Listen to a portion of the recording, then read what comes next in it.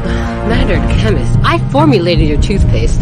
Then they came, and everything changed for all of us. First, we sent out our bravest, most confident, most handsome diplomat to meet with them. It didn't go well. They call Earth Region 72. They want to capture us, enslave us, and take our planet. But if we have anything to say about it, our region will remain free.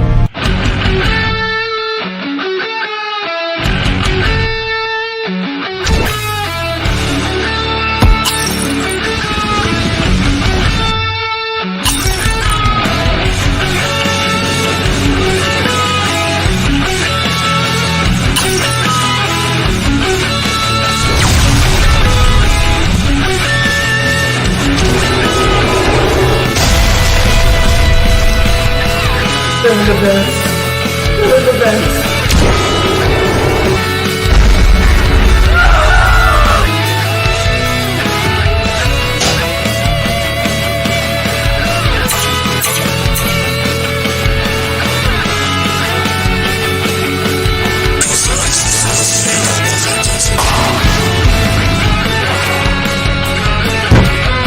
Come on, man.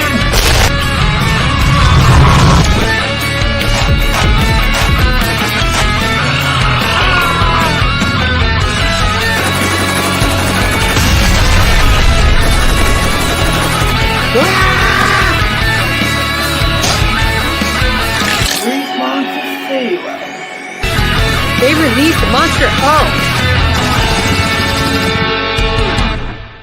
They're here already. You're next.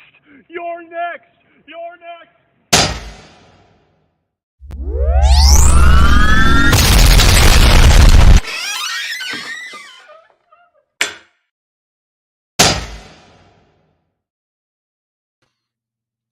Hello and welcome to episode number 38 of Region Free. Hope everybody's having a good Thursday night. Thank you all for joining us on this Thursday night. Let me do a couple of shout outs here before I bring in the panel. See, we've got Keith, Captain Halloween, in the chat tonight. We've got Dave in the chat, Big T, RJ Skarinki, The Bearded Sloth, Saturn Video, Joe Bob Tar Heel, Punisher Batman Fan, DJ, Dying Breed,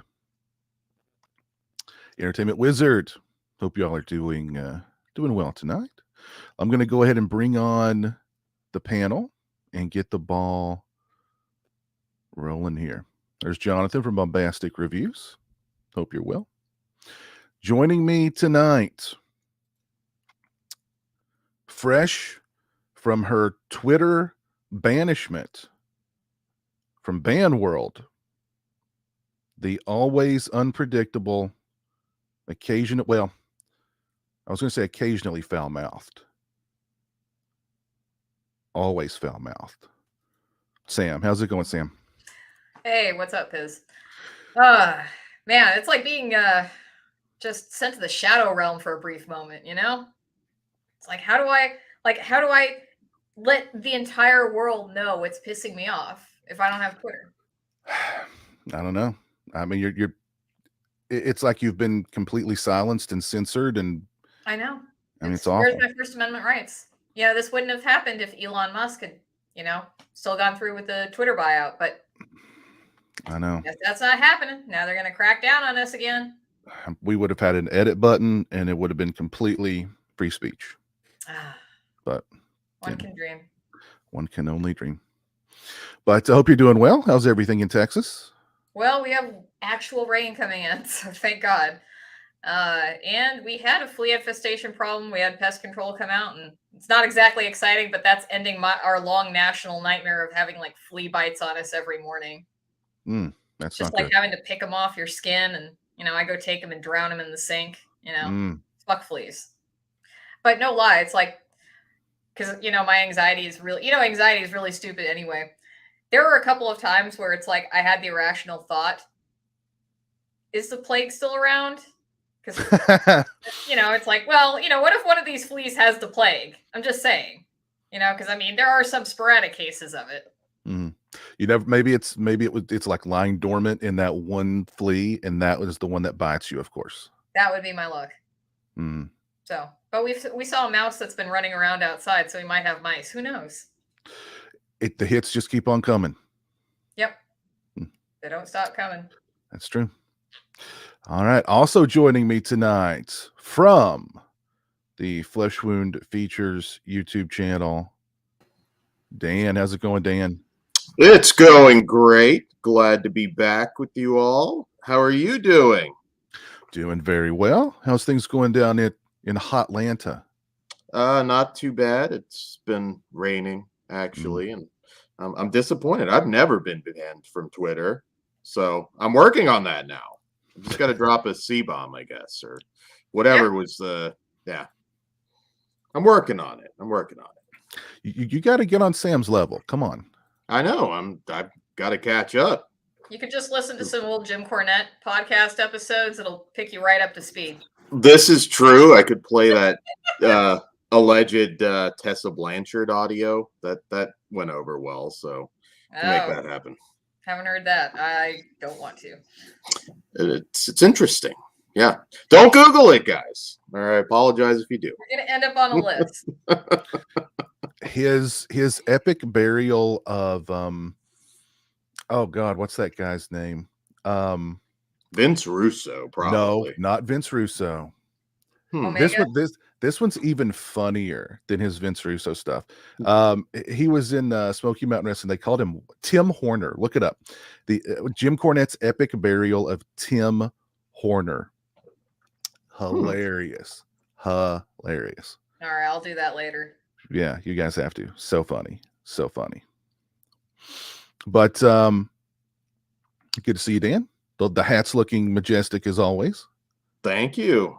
I have upcoming on a show. I actually put lights around it, so get in the Halloween spirit. Wow, that's something I'm going to talk about tonight. Is the Halloween spirit. So long show. It started like burning into my skull because the lights are hot, so couldn't do it tonight. Still have marks up there. Understandable. Also joining me tonight, Lorne. How's it going, Lorne? We've been crying now for much too long, and now we're going to dance to a different song. I'm going to scream and shout to my dying breath. I'm going to smash it up till there's nothing left. So, if you don't know the damn, then, fuck you. But I'm doing well. How are you guys? Doing good. So, can we never talk about insects biting people again on the show? Thanks. I'd appreciate that. Sorry, didn't mean to hit a nerve. Well, apparently the last bug did, so. Has it ruined 50s bug movies for you, though? Well, no, because they're not. I think the only ticks movie about ticks is Ticks. Yeah. So I'll just avoid that one, and we're fine. Skeeter. Yeah, that doesn't count. Isn't it? That doesn't count. Skeeter, Mosquito Man. I could be a dork and name a bunch of shitty sci-fi movies, but I won't. But don't forget Mosquito with Gunnar Hansen. Yes, yes. But that's not ticks. I was bitten by a tick. That was the problem. But like I was saying, the movie Ticks, they pretty much they're like we can't top that. Yeah, so they went to some other insect. Oh, what if a tick bit like a werewolf? Ooh. Is that a boring movie, or does that have possibilities? It depends. Does the werewolf get anaphylaxis and just kind of get sick and die? I want Where Ticks coming to Sci-Fi. Richard Grieco. Wait, so if I get bit by a tick, I turn into a tick? I don't think that's how it works. With where ticks? Where ticks? How do you shoot a tick with a silver bullet? That's not a fair game. Well, you don't even need that. You just need a lot of clear nail polish. Honestly, you need at least as good a chance of getting the 100 in skee ball. Otherwise, it's just not fair. I miss skee ball. I do too. Also, air hockey. Air hockey and skee ball. Did you guys have knock hockey as kids? The what? Knock hockey was a tabletop game that was played at a lot of like summer recreations. It was just a plywood board. I've seen it. I haven't played it though. I am only familiar with the air stuff. I found one and bought one on Craigslist. Oh, that's cool. Is it like how big is this? Is it just like small for the table? I don't know. It's probably 4 feet long. It's yeah. I grew up playing air hockey at Chuck E. Cheese. Actually hit Chucky in the sack once by accidentally rocketing that thing, and that was kind of funny. I think I probably was crying at the time, thinking I killed him, but we'd get violent with air hockey. We just hit those as hard as we could at each other. Just so occasionally they'd fly up off the table, or like if we were in the student center at in college, it'd fly off the table and hit somebody in the back of the head. So. Or the puck jams your cuticles. Oh yeah. I'm competitive. I will just destroy my nieces and nephews. I'll lie like, oh, it didn't spit out the thing, and then just boom, get a free one. So. In Jersey, we just play catch the hammer, which is a game involving a hammer. Just throw hammers at each other. That sounds like a fun game. That's not a joke. That's a game that we played. That sounds like a fun game. It wasn't, but we played it. Yeah, sharpened your reflexes. and a few of your fingernails. Yeah. Yeah. Well, let's bring on the rest of the panel here. We're getting way too violent. Also joining me tonight, Monty. What's going on, Monty? Oh man, Piz, guys, what's going on? You guys are like literally killing me over here, man. I mean, Dan, so you actually went for Chuck E. Cheese's midsection with the puck? No, it wasn't on purpose. Like when the thing gets wobbly and you just smack it, it just got him in the nutsack. And this is great, man. We're talking about beating up Chuck E. Cheese and drowning ticks in nail polish. He was doing an HBK cell job. He couldn't have felt that. Like backflips over. Yeah, I was gonna say I was a kid and I thought I killed him. So, man, he probably got. I mean, can you imagine the amount of workers' compensation he got for that one incident? There you go. He's still collecting a check. He probably is still collecting a check because of that. I mean, he can't have kids, but it's fine. He's set for life. Well, they'd be rat children anyway. Who wants that? Splinters running around like Splinter from Ninja. Who would choose to have a kid if you work at Chuck E. Cheese? I think that'd be like the best. Wait. Let's be fair. Every employee of Chuck E. Cheese runs that risk because they work at Chuck E. Cheese, right? I think we have seen the offspring of Chuck E. Cheese if you watch the latest VHS film, Ratma. I think that is the offspring of Chuck E. Cheese. So it's weird. They got rid of Husky Chucky, and now we've got like heroin addict Chucky. Now, have you been in? They got rid of the old school animatronics, and it's all like this 3D BS now. I hate it. Wait, they don't have the guys up there anymore? They do not. I actually ruined my nephew's birthday party by complaining about it. So it's a thing. Like it's no tradition anymore. No. Did the children cry? Probably, yeah. Oh, that's wonderful. Yes. Yeah. I'm surprised there's even still Chuck E. Cheese. That's even still a thing, to be honest. But Uncle Dan turned into Aunt Karen over here. Let's bring on the last but certainly not least. The professor is with us tonight. He's ready to lecture us. B-Movie Mike, how's it going, man? Hey, what's up, man? Well, how's it going, everybody? What's going up, good. Mike? How are you? Pretty good. Not too bad. Very cool. How's everything going down in Florida? It's been going pretty good. Lots of rain, lots of heat, lots of Florida. It's all good. If you like it, you like it. If you don't, you don't. It is what it is, But anybody else getting bottle rocket fights when they were a kid? The old school Coke bottles. Oh yeah. Oh man, that was so much fun. Throwing M80s at each other and shit. It was great. I was living. That we used to get. I forget what they were called, but they were like they'd come in a box, and they were like individually like little missiles that would shoot out at you, and we'd set those up and point them at each other. Of course. And so they just come flying out at you, and I mean you'd have to like dodge them or like, you know, most of the time we just would duck and cover our heads because those things would go everywhere, you know. I don't know. I mean that's how you entertained yourself in Kentucky when you were a kid. Was that like a Roman candle? Wasn't a Roman candle? I forget what they were called. Because we used to fight with those too. These were far deadlier than Roman candles. I mean, these things just zipped right out at you, and they were totally unpredictable because it'd be like over here, and then it'd just come right at you. So I mean, you just didn't know where it was going to go. That was part of the fun. Was that the one on the red sticks, the pink sticks, those little tiny rockets? Those? No. These were not those. Okay. No, these. I think they were called mortar something. I don't remember. They came in a box. Oh, okay. And they were just lined up inside this box, and they just all came out at you. It was pretty crazy. It was fun though. We had to drive to Pennsylvania to buy our fireworks to shoot at each other because they weren't legal in Jersey until a couple of years ago. Oh wow. Yeah. Hey, don't we miss the days? That's why we had hammers. Yeah. Don't you guys miss the days where like we would like abuse each other for fun? Oh yeah. Before children started whining like they do now, like parents started suing and shit like that. Oh, these kids are such whiners, man. I fell off a jungle gym and busted my head on concrete when I was like 5. That explains everything. No,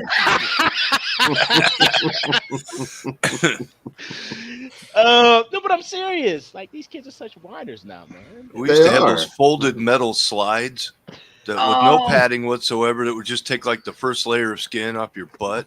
Summertime, and it was like a frying pan in the summertime, and it was like rocks at the bottom. There was there was nothing foamy to land on. It was rocks. It was gravel. Yeah, and mixed in with that gravel would be some broken glass from the teenagers who had drank there the night before. Mm-hmm. Exactly. Yeah. Or I mean, you know, bottles, broken beer bottles, syringes. Yeah. Maybe used a condom or two. Old school, you know, fun. Yeah. And Piz is trying to pretend he didn't grow up in Jersey. I don't believe him anymore.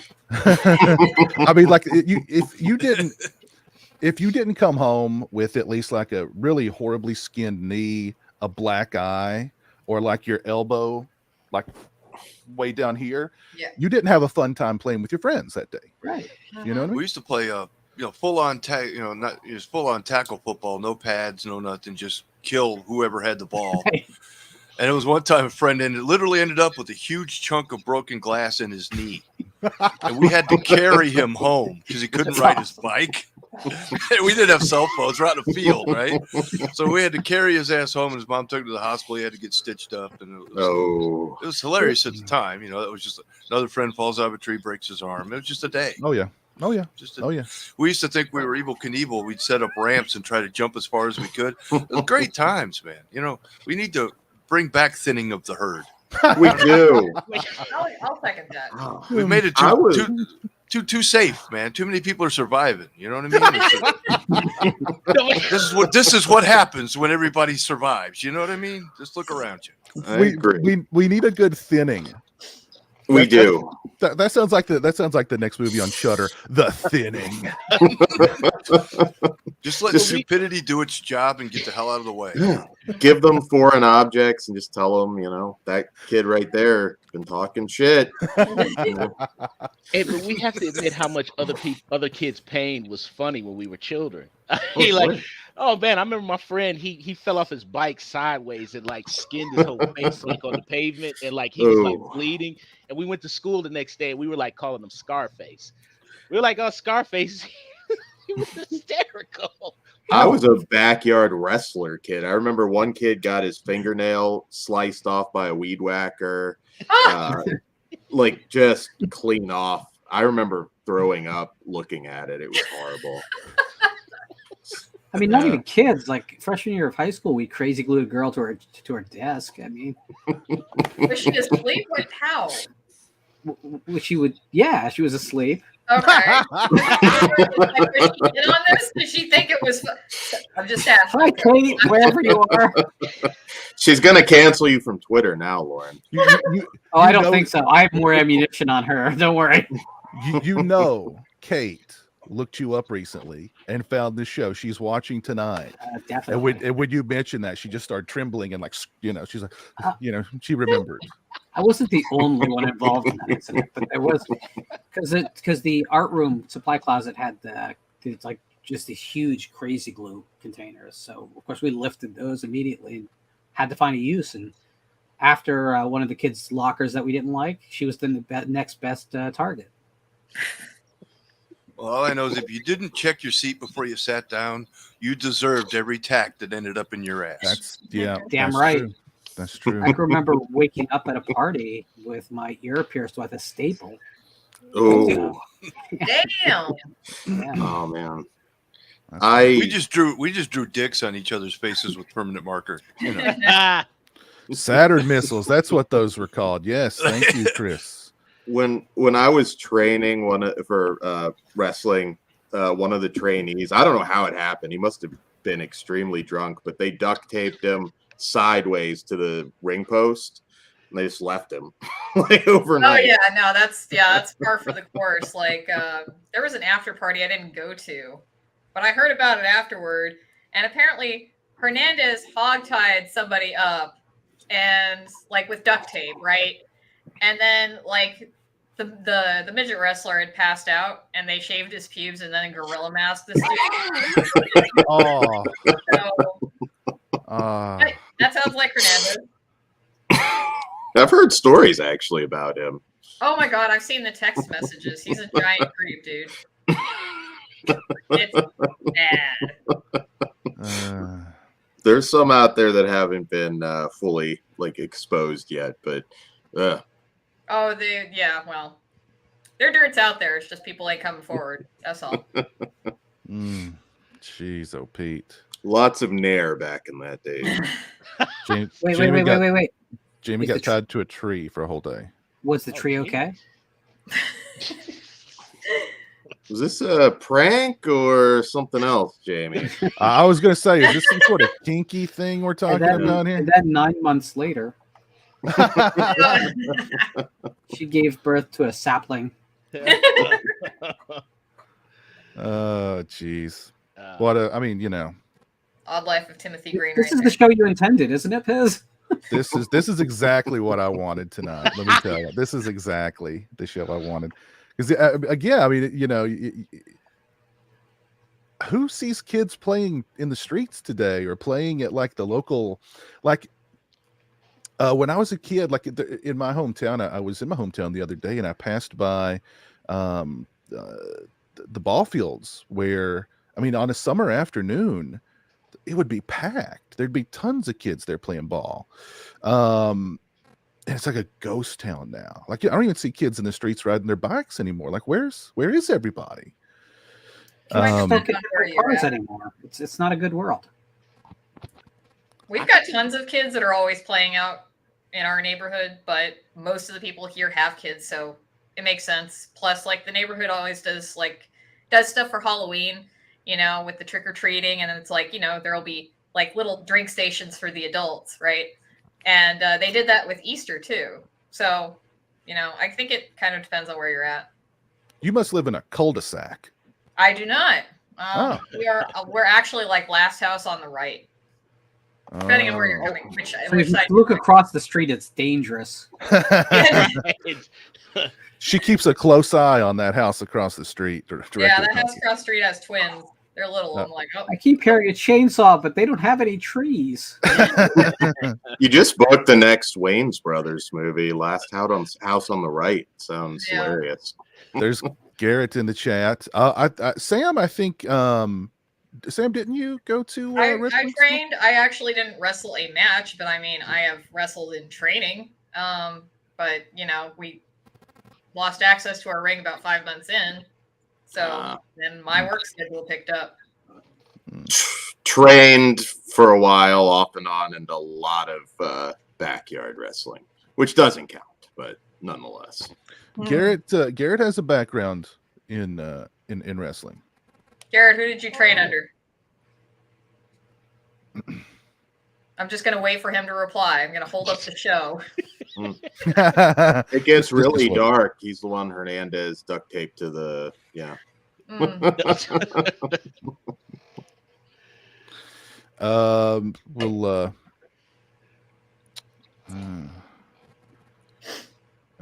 oh my God.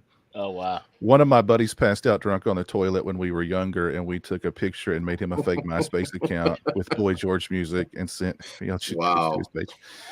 He got mad. I can't imagine why he would have gotten upset over that.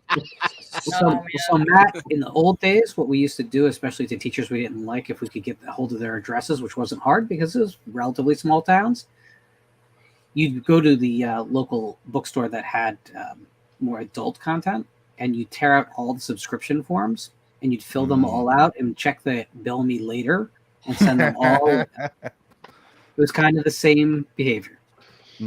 That's dark, man. Hey, this is Weber, if you're still alive. Yeah. Did backyard for years. I trained under a guy named Chris Blackheart. That sounds super familiar. Very cool. We might have something brewing here. We need to have the region-free triple threat. Get something going.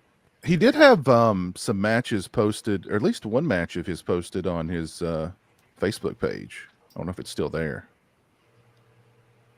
He would. I do believe he was a heel. So, little Roddy Piper. He wasn't wearing a skirt. He wasn't wearing a skirt. I only believe in consensual wrestling. So, well, I mean, professional wrestling is consensual wrestling. Really. Yeah. If you didn't choke somebody with the headband, though, Garrett, that I'm going to be seriously disappointed if you were a heel. He was a Kowalski guy. Very good. Very good. Nice. Killer Kowalski guy. Nice. Christian wrestled a bear once, apparently. Tracy Smothers style, Christian. I miss those backyard wrestling tapes they used to have. The ones they advertised on TV late at night with the guy like getting power drived off the roof of a garage. Those were fantastic. Did you guys ever watch those? Yeah. Lauren was big in that tape trading circle. I do believe. Well, Live Leak kind of killed that whole thing, and then Live Leak died. So, watch this guy get a fluorescent light tube smashed into his jugular. We did some profoundly stupid stuff back in the day. No, Christian, we all got the reference, actually. I'm sorry, Lauren. No, that's it. I'm just talking to Christian. Oh, did David Arquette come out there, Dan, when you were wrestling? Oh, no, this was before he jumped into the not before WCW, but before he was doing his. Yeah, that was before that dude rubbed the pizza cutter across his forehead. We had flesh wound guys in attendance when he took the light tube to the neck. Little over exaggerated, actually, but it's interesting. Just a flesh wound. Well, let's. Have you guys seen any good movies or bad movies lately you'd like to discuss? Well, I guess the most recent one's Bodies, which I would call a bad movie. Baddies. Yeah. Oh wait, that's the Jade Cargill version. I'm sorry, I'm going to stop talking about wrestling now. Is it only in theaters or is it on streaming too? No, A24 I think is at least as far as I'm aware is only theaters for their releases. But I will say if you're thinking of seeing it and you're expecting a slasher movie, don't even bother. It's a whodunit social satire. There's nothing particularly clever about it. I thought the ending was stupid. Not to give anything away, but it just very, very bad writing. And I know a lot of people will just say, well, they're poking fun at these self-centered Twitter speak generation people, but I just thought it was really bad. Probably maybe the worst A24 movie I've ever seen. Honestly, felt more like a Blumhouse production to me. But honestly, though, not as bad as the trailer. The trailer was one of the worst things I've ever seen, and Yeah, I wasn't impressed with it at all. I don't want to give away the twist or anything, for if you want to call it that, but nothing worked about it. I'd be really surprised if anybody did like it in the chat. By all means, weigh in. But I'd be surprised. And if you did like it, let us know whether the state you live in begins or ends with a vowel. Because it's a correlation. Yeah, I just didn't care about anybody in that movie, and I was just rolling my eyes at the ending. But I've not seen much talk of it on social media at all. So that's because it's one of the biggest flops of the year financially. Yeah, The Weekend was incredibly bad. I think we were joking on Flesh Wound the other night. It's like, I don't know of anybody yet who's watched it, at least in the podcasting community. Just everybody was like, nope, I'm staying at home. But we suffered for you, so there you go. There will be people that like it. I'd be amazed. At least anybody here, I would be seriously shocked if you did. Sounds too elevated for me, my friend. There's nothing elevated about bodies. It's just crap. I want to be elevated to watch it.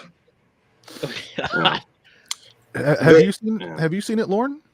No, I will not go anywhere near it. Okay. I've been allergic since the trailer to that thing. I mean, Just I want monkeypox more than I want to see that movie. You're just not a Pete Davidson fan? Is that it? Oh, is that guy? Possibly the worst thing about the trailer, but everything about the trailer made me hate cinema. Like, and it made me hate an entire generation of moviegoers at the same time. But then, The Weekend came and it did horribly, and so it's kind of faith restored. The universe spoke back. Is that why Kim Kardashian broke up with him? Because she saw bodies? That might have done it. Yeah. No, I guess big your dick is. Bodies ain't worth it. He probably just aged out of the role of her boyfriend. So, what does that dude do? Like I've seen him before. I think he looks like a rat, like a weasel. He's crackhead weasel. He's on he's on SNL and really? Yeah. But to be fair, everyone's on SNL these days. Yeah. He looks like the modern day Chucky from Chuck E. Cheese. He does. Kinda. Like he reminds me like Jack Skeleton or something out of Beetlejuice with the bag under his eyes. I believe He kind of looks like something that Filmation wanted to animate, but then gave up halfway through. He didn't render all the way. I believe he's got Crohn's disease is the reason why he sometimes looks a little. Well, he's clearly full of shit, so probably. So, I don't know. But yeah, he's on SNL. He's a stand-up, and all of a sudden he just became kind of famous, and so there you go. Before Kardashian, he had Kate Beckinsale. What? I mean, honestly, this is Ariana Grande's fault because she kept talking about his big dick, and then all the other actresses in Hollywood were like, "I gotta try me some big dick energy," and like, I'm wondering, like, I think he was just a big dick. I think they misinterpreted what they were saying. How rare are large members if you're jumping on that? Like if you're lining up to jump on that, I mean, I'm sorry, like, if you haven't, like, I feel like if you're lowering your standards to what Pete Davidson looks like facially, because you need a big dick, like, you have other problems in your life. Like, also, Hollywood's probably filled with like lots of, like, we know Hollywood's filled with lots of good-looking people. That's the best you could do.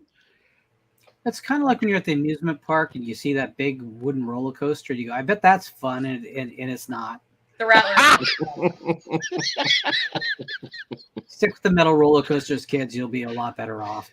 And it's all rickety, Lauren, with the wood cracky. Right on it, You get hammer a and nails, keeping the thing afloat. It's a bumpy ride. That's Did we actually spend like 10 minutes talking about Pete Davidson on We the did. show. We did spend. Yeah. He's Yeah. so unfunny. Episode ever. Please downvote it. Thank you, bodies. Actually, that's going to be a whole segment. It's just our Pete Davidson discussion. Yeah. So, It should be. I did see some good movies though too. What Josiah saw on Shudder, okay. loved that. I think you will definitely like that one, Lauren. And flawed in some ways, but I actually liked Fall. If you have a fear of heights of any kind, that movie's pretty effective. I mean, a lot of cheesiness at the beginning, but when you get to the tower, it even made me feel a little uncomfortable, and I don't have a fear of heights. I could see it inducing a panic attack if that's an issue for you. So that one I did enjoy. Moloch, which I might have talked about last time, I can't remember, which is one of the better horror movies of the year. Also Shudder, well worth checking out. And I didn't get to watch it yet, but I hear great things, and I'm gonna butcher how to say it, but Venestrenia, the Alex de la Iglesia film. Venetia. Venetia Frenzea. Right? Okay. Yeah. That sounds better than what I butchered there. So yeah, I have that Great. coming, and I've heard nothing but great things about it. Great. So yeah. Iglesia has an almost perfect record, so I'm sure that's going to be amazing. And it's a slasher movie too, so should all check it out. I think it's better than They Them for sure. It's a slasher film in its violence. Mm-hmm. It has a story though, so if like that throws it out for you, then maybe you're not gonna. It's not just Michael Myers walking across the town. Yeah. So. Too deep for me then. Too deep. What did you guys think of They Them? Or Them They? Because Brilliant. I started it Brilliant film. Brilliant. Because I tried, and then I was just like, I'll come back to it later, and I'll just ask you guys. No. Don't. Horrible slasher movie. It's a horrible slasher movie. And I mean, other than that, I mean, it's like a lot of the things people are saying about it on social media. It's like you've not even watched the movie. It seems like, because it's not like it's not woke. It's not really preachy.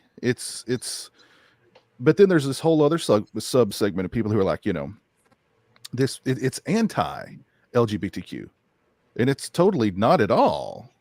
So, but as a slasher movie, it is god awful. There's the kills are horrible. They're all off screen. They're the identity of the killer is so obvious because they make the cardinal rule of hiring a known actor to play like a nothing role just so they can be revealed at the end as the killer. I mean, it's it felt like they watered down a conversion camp, which is a horrible thing. Yeah. So it's like, oh, well, I don't know if they just felt like modern audiences couldn't handle it, because there were some moments where I think they had to portray that for what it was, and they really didn't.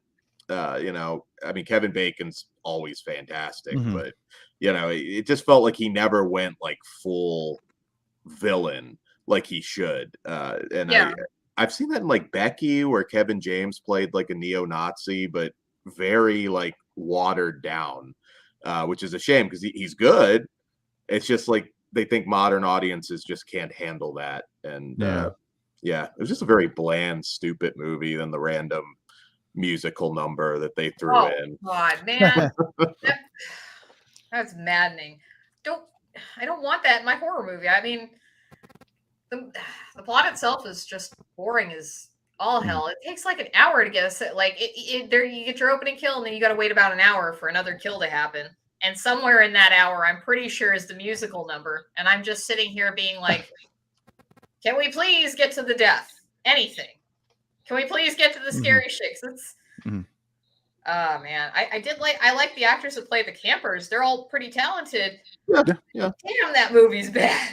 Yeah. It's just bad. Yeah. The only, I mean, there's that scene where what's it called? they put the electrodes on the kid, and that was kind of hard to watch. But other than that, I mean, it was, I don't know. It's like it didn't quite know if it wanted to be taken serious. Like the tone was all over the place. Like like you said, at one minute they're all singing that Pink song, then the next minute you're watching a guy get electrocuted. So it's just it's just really strange and not good, not worth your time. Oh man. Ah, well, I'm glad now because I started 5 minutes and I was just like, I'm done.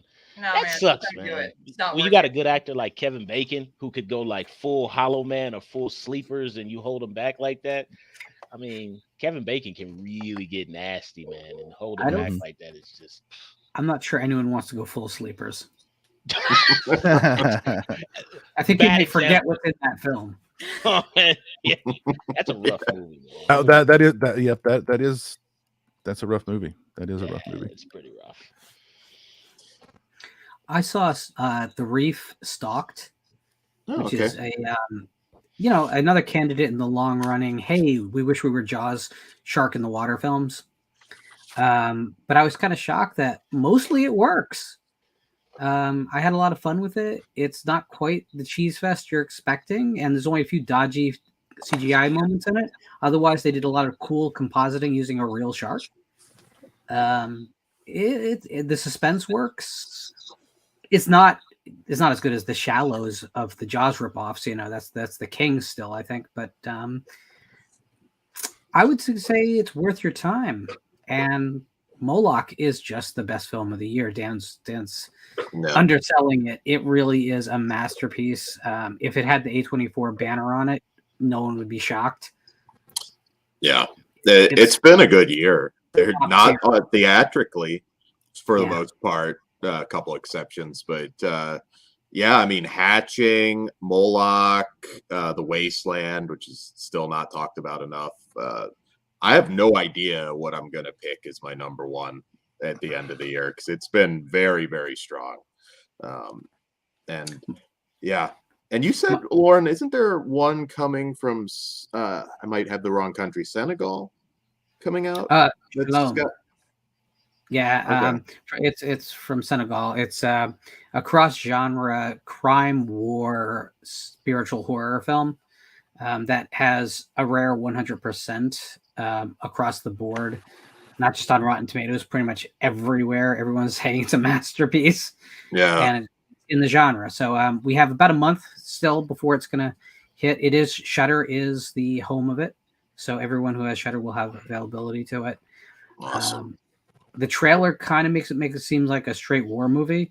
So if you search it out, don't be dissuaded because that's a big, not misdirect, but it's trying to get a general audience in for a very intentional reason. And I think I'm really looking forward to that as well. Yeah. I can vouch for Moloch. I really liked Moloch. That's certainly on my my list of favorite movies so far this year. Great folk horror. I've not seen The Wasteland yet. I just added that to my list. Netflix. Netflix. Okay, good. Yeah. Good. Because he's so depressed watching that movie. I love it. Is it depressing? Oh yeah. Okay, good. I need. Well, there was one I watched recently based on your guys' recommendation that was pretty depressing too. I don't remember what it was called though. I think I've blanked it out because it was so depressing. As a matter of fact, yeah. Do you guys want to talk about Prey? Who all has seen Prey here? I did. Okay. Well, I haven't seen it, but I have seen bits and pieces of it, and I did a deep dive on the making of, so I can kind of speak on it, I guess, from that point of view. What did you think of Prey, Sam? I liked it, but it's kind of because it's essentially just a lot like the first Predator movie, where there are a couple of lines of dialogue that come right out of it, and there's some bad CGI animals. I mean, they're fine for a while, but then they spend too much time with the camera on them, so they look really obviously CG. Horrible. I'm sorry. They look horrible. Oh yeah. Yeah, I mean, it's just, I felt like it was kind of like watching a nature documentary at parts. So, I mean, I did like it, but I guess if it's one of these things where it's like you've got to make a movie to keep the rights, this is a fine enough little entry. I don't really have a problem with it, except, maybe the part where she gets the gun from the fur trader, because then that kind of, it does play into the canon, but then it kind of also throws things off, and I hope you weren't rooting for your main character. Yeah, I'll like I stand don't. with that. I did. I don't know. I mean, I guess you're supposed to believe. I guess after maybe the predator and prey that got killed, his dad came back down and then wiped out. That's what wiped out the Native Americans, not the blankets with the. It was a predator, and then he took the gun back, and then he gave it later to Danny. I mean, look, this makes sense. Because like the predators are notoriously sore losers. That's true. Predators will have no honor. Let's be fair. Every time they start losing, they rage quit. That's true. Every time. That's true. That is true. That is true. I thought in comparison to what we've got in the last couple of years, I thought it was actually really good. I wasn't expecting anything from it though. Mm-hmm. I mean, I know after what was it, the Shane Black one, the Predator, that was awful. That was horrible. And AVP films, both of them were trash. I thought it was really, really good. I guess I like the fact that they kind of changed the Predator a little bit. They kind of they had like his mask was like a bone mask, and I thought that was kind of cool. I mean, the girl beating him, whatever. I can roll with it. Yeah, because I was really skeptical of that part too. First, and I was like, well, yeah, but they're kind of playing this up where she is, using her intelligence because it's very clear she can't, keep up when it comes to a lot of the more like, when it's like comes to strength and stuff like that. So she has to use her speed, use her smarts. And I did like how that played in, and it didn't feel like it didn't feel like a Mary Sue effect. Okay, I haven't seen the movie, but I have to ask a serious question of everyone who has seen it. Sure. So, because Sam just actually hit one of my big problems, because in every review is talking about how she defeats it with her brain. So we're saying that an alien species that can travel across the universe have a wrist strap nuke. Yeah, I see where you're it's going to be outsmarted by any friggin' human being. A teenager from 200 years ago. I see where you're going, Lauren. I just have to, but okay. So in pretty much most of these situations that we have, usually it's like a predator. It's like, oh, well, now it's like, hey, coming of age, and I have to be initiated to become a man predator. So it's like, these are like teenage boys. Teenage boy predators, and we're expecting them, we can't, I'm sorry, I feel like that's a fairly even playing field. Let's not misgender the predator. We don't know if that predator was a male or female. Let's not misgender him. Why would human genders apply? We don't know there's gender spectrum, the predator gender. So let's not even go there. What is the genders of slugs? Slimy and shell. So, I mean, yeah, it might just not apply. But now that's one of my problems that I kind of have with the whole predator thing. Not about this film because I haven't seen it, but it's just like, I'm sorry, if it has advanced technology and can go cross universes to come hunt us, there's not dick we're doing about it. I mean, that's just real, right? Well, the setup for how she outsmarts it is, it could have killed her a dozen times over. It just didn't see her as a threat, quote unquote. So it gave her a pass. Then she shoots it in the back of the head, which messes it all up. Then it forgets how its own technology works, and it blows its own brains out. Like I said, team. Wow, you really sold that movie to me. That's how it goes down. But I'm definitely going to watch the rest of it now. Oh yeah, that's kind of how it goes down. But that's remarkably similar to Hulu's marketing strategy. Period, though. Just stumble around, get shot in the head, do a bunch of nonsense, and maybe you die. Dana, go ahead. I saw your Flesh Wound features where you talked about it. I know you're you were not a fan. No. Well, a lot of bad CG, particularly on the animals. Really, especially bad. I kind of Are wish you supposed they to had... laugh when a predator's killing a bear? Well, that was The big thing, bear like, fight. He It's like, gorilla did that bear have a presses- skeleton? Yeah, he gorilla presses and guts a grizzly bear, which, you know, definitely shouldn't be messing with that predator. So I just had issues. Like at one point, I know he did strike her, and it's like she should be split in half at that point if he can just take out a grizzly. I just had a rough time with that. There are ways you could have done it with her character, and I mean, she's good, but yeah, I did have an issue with some of that. Predator, I mean, hasn't been great in a little while. You know, I like one a lot. I think one of the most iconic creature designs out there of all time. Two's got a lot of problems, but it is fun. But since then, like, you know, we haven't exactly had a great Predator movie. I'll be honest, I actually like the last one more than this. I think I had more fun with it, and that's not a good movie, but I did enjoy Thomas Jane and Keegan. Oh, I would have loved those two headlining a Predator movie. Oh, God. Yeah. But, yeah, they were hilarious. Yeah, I don't know. Just a lot about this one just didn't click for me. You did give me the idea, though, a teen angst Predator would have been awesome. He just needed at some point to get on his comm and just go, "I hate you, Mom," and just something like that. Could you imagine? He's on like a screen, and like there's like Mom and Dad Predator on the other end, and he's going like, this bitch is getting the better of me. Why did you send me here?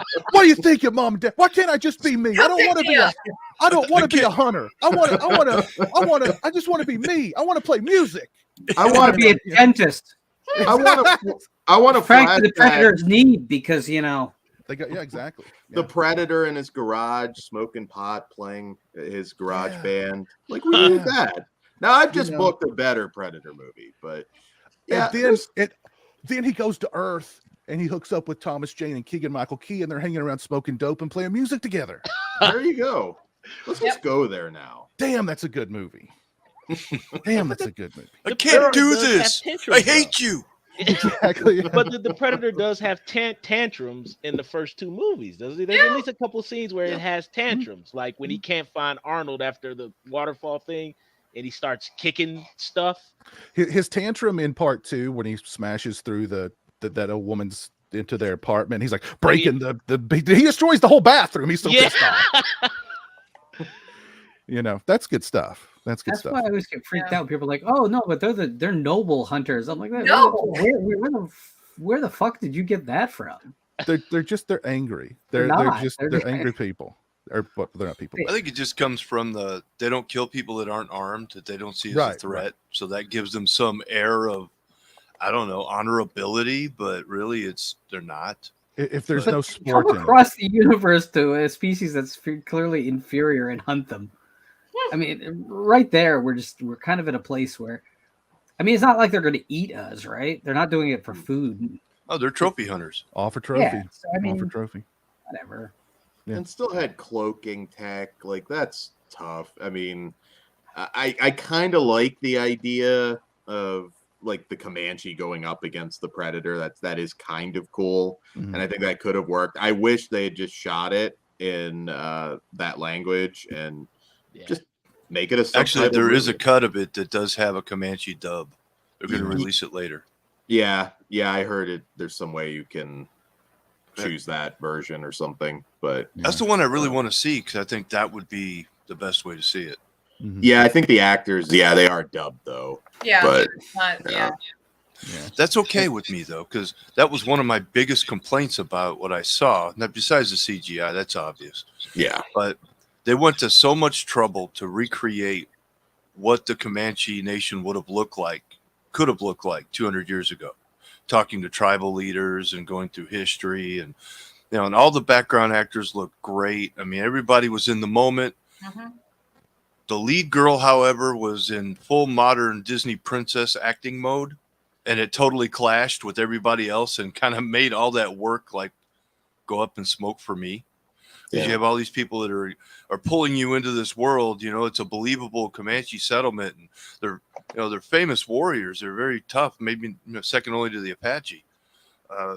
And I like how it was within canon, kind of. It was with the lore, because the female character in the first film's like, they come when it's hot and in places of extreme conflict, and they try to choose warriors that they view as worthy.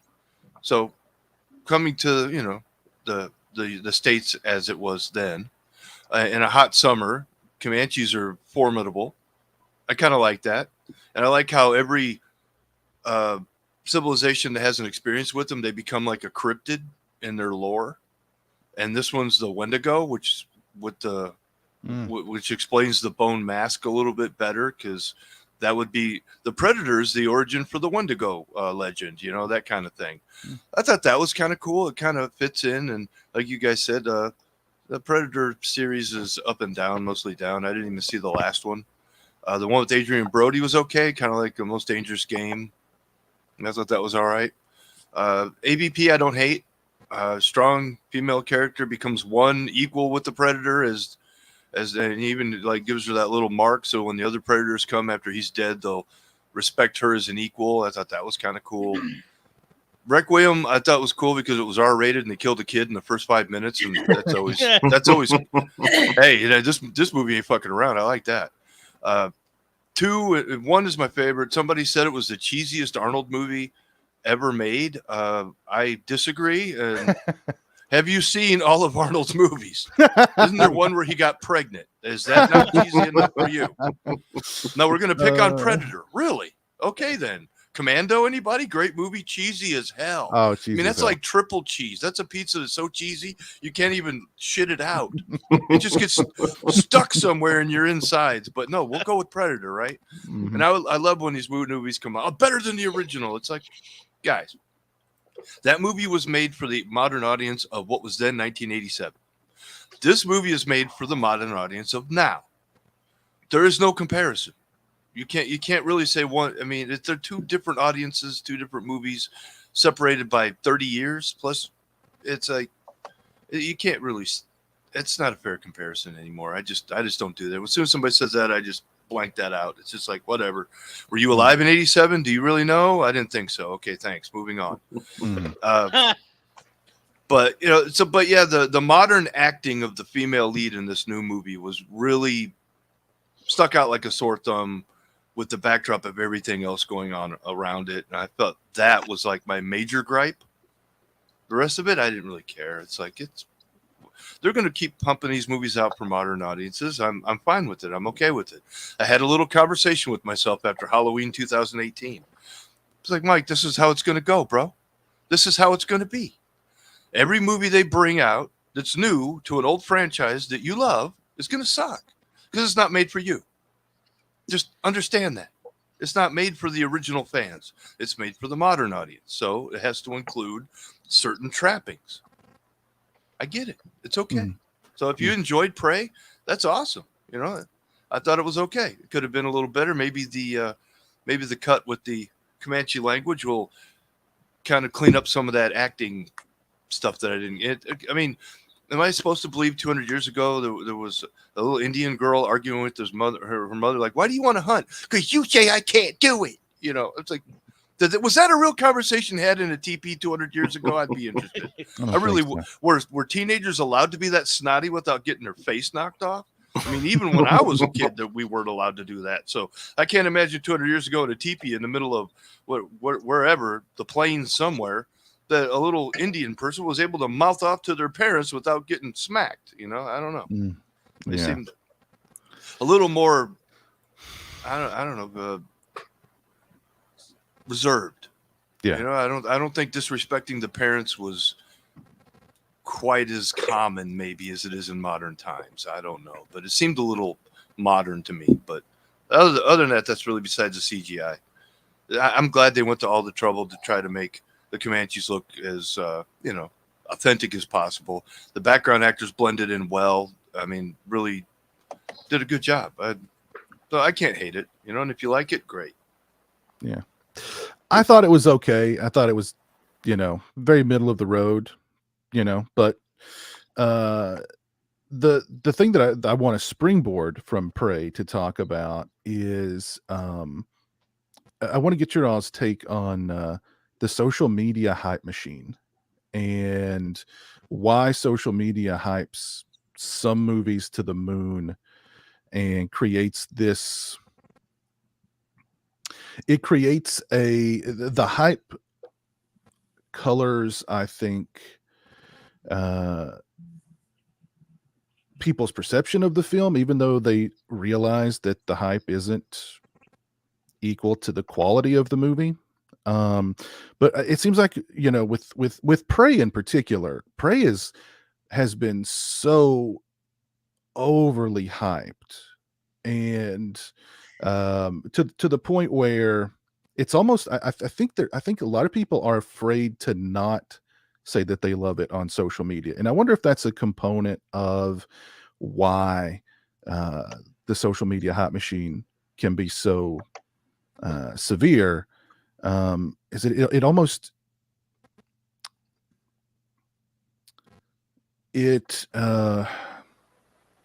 creates fake praise for a movie. So I don't know. I kind of wanted to get your all's take on that one. Prey in particular is the one that really stands out for me. But when the Black Phone was coming out, that one got really overly hyped, I thought. I heard the Masterpiece was thrown around. A new classic was thrown around in terms of the Black Phone. And the Black Phone's another movie that I thought was okay. But I mean, we can go all the way back to the Hatchet movies. We can go back to the Blair Witch. How hyped social media made those films. So I don't know. What do y'all think about the social media hype machine? Blair Witch was like one of the first films to use the internet to really hype itself up with the website and pretending it was real. And I'm actually talking about the Blair Witch that came out a few years ago. The latest one. Oh. Yeah, that one. Oh, not the original. Yeah, not the good one. Okay. Mm-hmm. Yeah. Well, I mean, I don't know about. I wasn't on Twitter in 2016. So I can't speak for that recent Blair Witch, but far and away, we already know that our main horror outlets and those contributors to those main horror outlets do tend to collate the newest releases, or if they have anything that's not a positive review, that's not something that they usually put in that's not something they usually tweet until after it's been released. Like, give it a couple of days or something, right? But besides that, there are also you can also hire people to tweet positive things about your movie. Plus, there are also bots and sock puppet accounts. Mm-hmm. So those aren't genuine, but they are boosting the algorithm. So those movies are getting more visibility. Might be just like a confluence of everything. Maybe that's what it is too. I don't know. I know even like with the Black Phone, I mean, I kind of look at maybe some of these movies have elements of things that maybe might be considered maybe taboo. I don't know, like the Black Phone. I mean, you're dealing with a child killer / abuser, molester person. So maybe because that's a taboo kind of thing that I guess a mainstream horror movie really wouldn't touch. Maybe that's why it got so pumped. And even though that movie didn't even touch where it could have went, in Prey, I mean, I can only assume that because we haven't had a good Predator movie in so long, at least that's the only thing I can think is that it was just nobody expected it to be good. I didn't expect Prey to be good. Mm-hmm. So maybe it was just unexpected, but I do agree that there's probably a lot of just people just pushing stuff just because it's the best thing that we've had in a while. Mm-hmm. A lot of it is socio-political. Yeah. There's the groups. We've been divided for so long; it's just spread into everything. And now they're talking about toxic fandom, and that's people that are like, I guess, fans of the franchise that get mad when they put out a new movie and then attack people that like it or something. But it's just as bad coming from the other direction, because if you don't like something, you will be silenced. You will be called an ist or some kind of hateful a bad review is hate speech now. It's like you can't be honest about whether you like a movie if you want people to like you, right? I mean, it's a good thing. True. I don't care, but that's a thing. I mean, you will be silenced on social media if you don't go with the crowd. It's sad. I mean, it's like we're losing our individualism, and some people are giving it up willingly, just so they can feel like they belong to something, and that's really sad. It's depressing. Because I noticed that when these movies come out, there's already lines in the sand drawn. Nobody's seen the damn thing yet, but these people are sure it's the best movie that was ever made, and these people are sure it's the worst movie that's ever been made, but nobody's seen it yet. Yeah. Well, that makes me not want to watch it, because I don't want to be involved in that crap. Yeah, it's just like that's why I really haven't watched any of these new movies, because every time one comes out and the hype train starts rolling, I just and avert my attention to something else, because I don't care. I don't want to be involved in this crap anymore. I'm tired of people just fighting over nothing, just looking for things. They're so miserable. They're just looking for things to fight about, and that doesn't anger me. That's actually depressing. What do you think, Lauren? This is like not a new thing. This predates social media by at least 20 years. I could remember picking up Fangoria in the mid 1980s. And there was always sort of, after a film had been out for maybe a year, there was a kind of an official fan position on whether a film was amazing or horrible. There was an orthodoxy. And maybe it wasn't as pronounced as social media has made it, but I can remember like having opinions that not everyone agreed with. Man, you'd get shouted down in those days in live situations, more so, because there wasn't like an internet, as it were. But there was definitely always inside the fan community an approved position on things. And I mean, all of you know that there are certain films that are very, very beloved that I despise, and vice versa. There's films that I love that are pretty much universally hated. And so I never bought into the idea that I should give a crap what anyone thinks of a film but me. But I see a lot of it of fans out there thinking they'll lose credibility as a fan if they support something that's not part of the orthodoxy, or if they tear something apart that is a sacred cow inside the orthodoxy. And I think social media just has ramped that up. Also, I mean, I've said this like on a different podcast, but I got an email from Fangoria because they send out like one a day saying some shit trying to get me to subscribe to the overpriced, not real version of what I grew up with. It's true. And the headline of it that was "They Them Slayed," and it's like, whoa, a film that new you're putting an official position of your magazine on?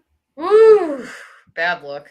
Right? I mean, look, say the movie was awesome to someone, I would still look at the headline and go, whoa. Do you want? I think the whole idea of influencers in a genre like horror is a really dangerous thing because it's such an outsider genre. You know, everyone kind of has their films. Piz, you hate the phrase guilty pleasure. I get it. I think it's still an appropriate phrase. I have my guilty pleasures. I have films that I know are not good films. I love them. I'm comfortable saying they're guilty pleasures. You choose a different vocabulary for it. But that's what makes us an interesting genre.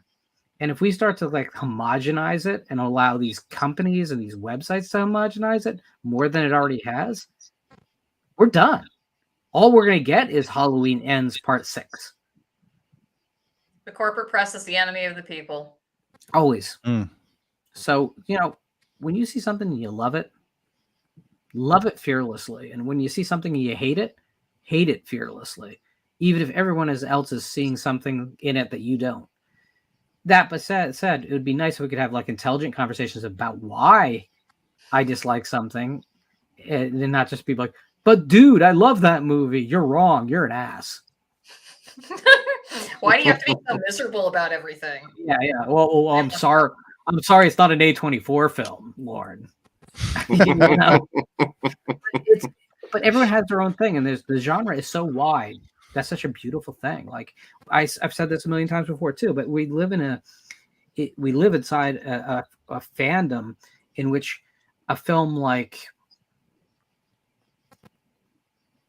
Cat People, the original Cat People, could sit alongside the Texas Chainsaw Massacre, and they're part of our genre.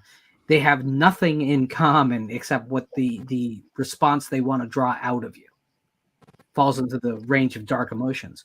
That's a beautiful thing. That's a wonderful thing. Now, there's people who love Texas Chainsaw Massacre who would never go near Cat People, and there's Cat People out there that would never go near Leatherface, right? But that's part of our beauty and it's part of our strength.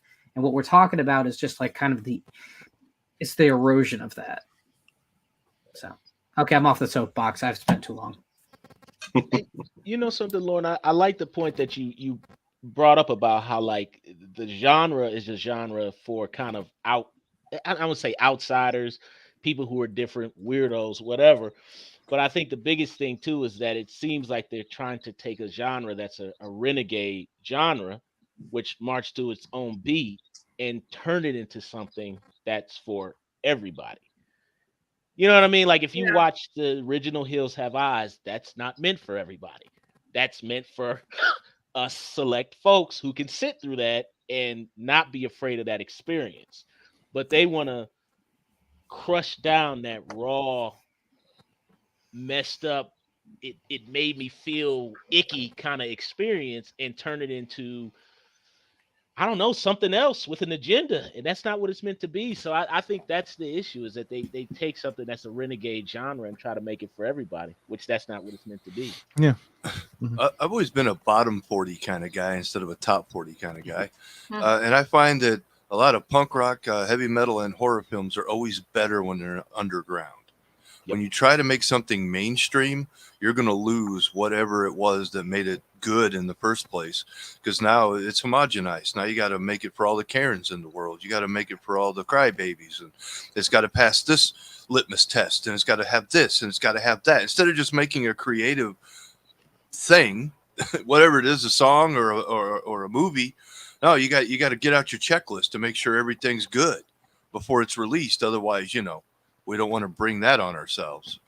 And as long as you got to worry about the little checkbox, what are you going to make? Are you really, if you're hoping for mainstream acceptance, you got to play the game, right? You got to play by the rules. So anything that makes it to the mainstream, I automatically kind of figure, they had to jump through a few hoops to get it there, right? So it's probably going to have some compromises in there that's going to hurt its overall quality, just in my humble opinion, because it could have been better as an underground film. So 2 quick points on what Mike's talking about. A, the Sex Pistols had a #1 record in Britain that they would not print the title of. So the week it was #1, there was nothing printed in the #1 bar. There's no radio. The BBC radio stations would not play anything off the record. And yet people responded in mass, and it changed music. And that's a beautiful thing, because that means the good guys won, right? You might hate the Pistols, you might hate punk rock, but you got to see that as a beautiful thing. And the other thing I'd say is in the beginning of cinema, in the days of the flip book Nickelodeons, there was 2 different colors of machines. Most people don't know this because they don't really know the history of it, but your regular machines were black, and then there was red machines, and they were everything from what we would call stag films to pieces of violence, like the earliest horror films and the earliest ghost films. And the interesting thing is they were meant to be like keep children away from those machines. But what happened in short order, because the Nickelodeon era was basically just 15 years before it was outdated completely. By the end, there was only red machines in those Nickelodeon bars. I mean, no one was going near anything else. That was determined by the market, not by the owners of the shop. Because the owners of the shop wanted the kids in, but the kids wouldn't spend the money.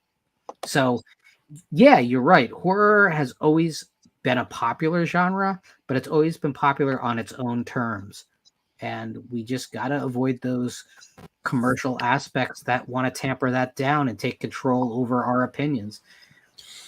Which is why I don't rush out I make fun of this, but I don't rush out to see what's new this week at the theater because chances, I'd say it's about 85% chance it's going to be one of those checklist films. So I don't want to support that.